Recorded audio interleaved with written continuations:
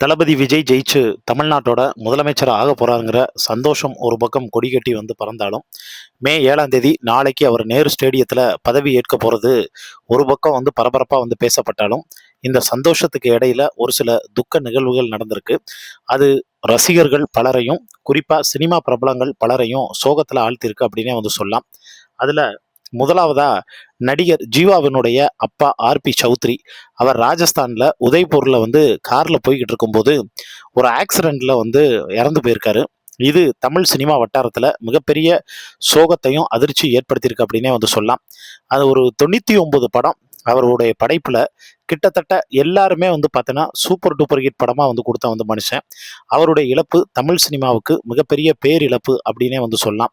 இது ஒரு பக்கம் இருக்கக்கூடிய சூழ்நிலையில மலையாள நடிகர் அவரும் இப்போ வந்து ஒரு விபத்தில் மரணம் அடைஞ்சிருக்காரு.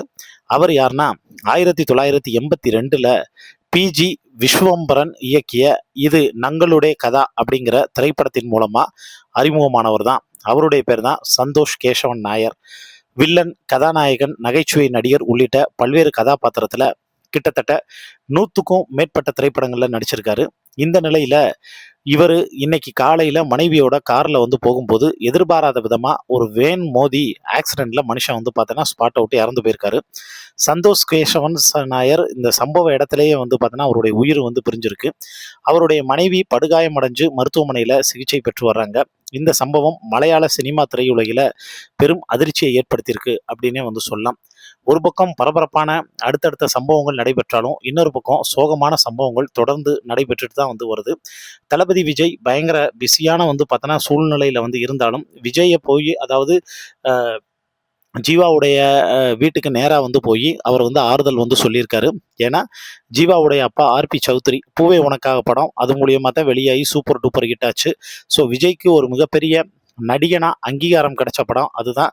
விக்ரமனுக்கு ஒரு இயக்குனரா ஒரு மிகப்பெரிய அங்கீகாரம் கிடைச்சதும் அந்த படம் தான் அப்படின்னே வந்து சொல்லலாம். அதனால தளபதியும் நேரில் சென்று அவர் தன்னுடைய ஆழ்ந்த இரங்கலை வந்து தெரிவிச்சிருக்காரு. மம்முட்டி, மோகன்லால் போன்ற பெரிய பெரிய நட்சத்திரங்களும் இங்கே கேசவன் வந்து பார்த்தோன்னா இறந்ததுக்கும், அதே மாதிரி அங்கே ஜீவாவனுடைய அப்பா வந்து இறந்ததுக்கும் அவங்களும் ஃபோனில் வந்து தங்களுடைய ஆறுதலையும் எல்லாத்தையும் வந்து பார்த்தோன்னா வந்து சொல்லியிருக்காங்க. அதே மாதிரி விசாரிச்சும் வந்து பார்த்தோன்னா வந்து இருக்காங்க. ஒரு பக்கம் பரபரப்பான சுச்சுவேஷன் நடந்துகிட்டு இருக்கு, இன்னொரு பக்கம் இந்த மாதிரியான துக்கமும் வந்து நடந்துகிட்டு இருக்கு.